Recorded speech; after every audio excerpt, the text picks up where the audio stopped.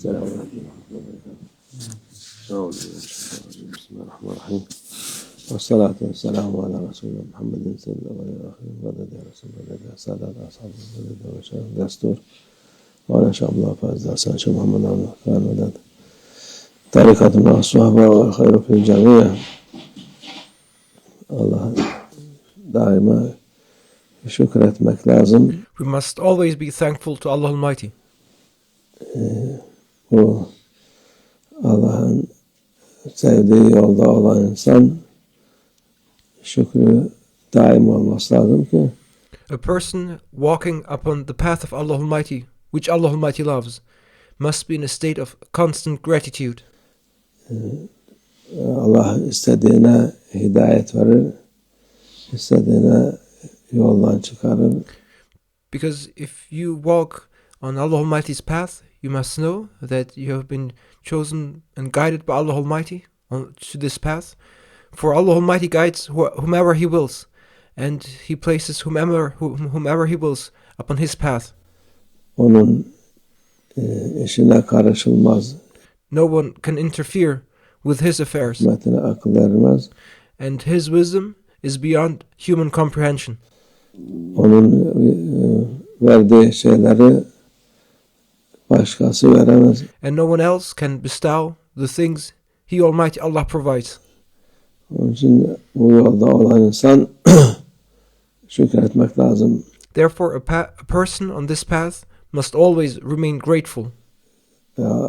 Bir de şükürden daim olur nimetler.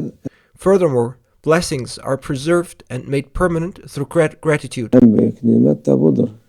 And this is the greatest blessing of all. Ve bir şükür tedumun nam demişler.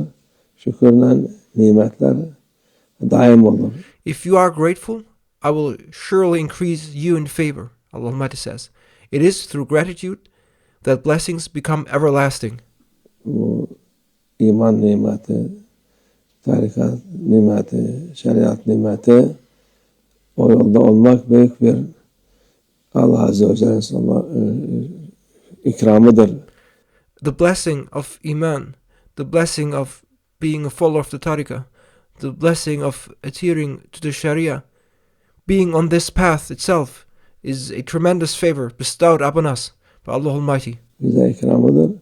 O ikramdan ahiret, ebedi saadet, dünyada da inşallah o iyiliğin, güzelliğinin tadını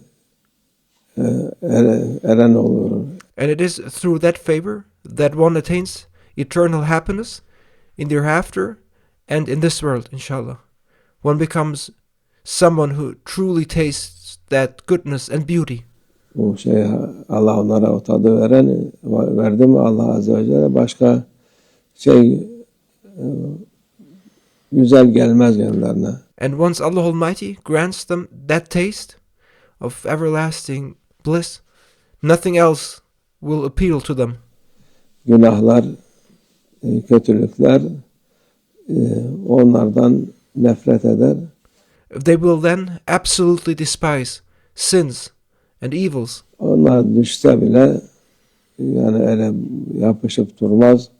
Onlardan kurtulmak ister.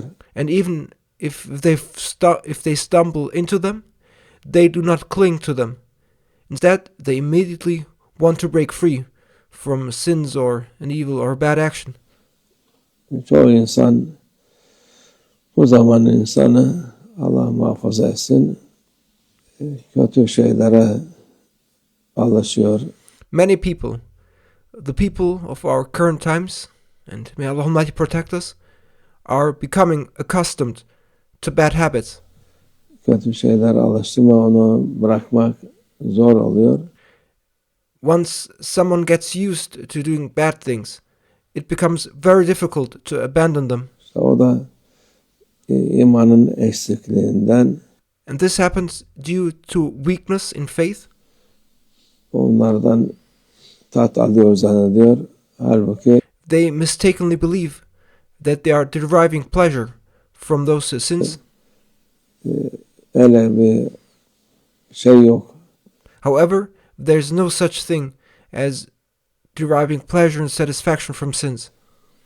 Ona deniz suyu gibi Instead, it is exactly like drinking seawater. tuzlu.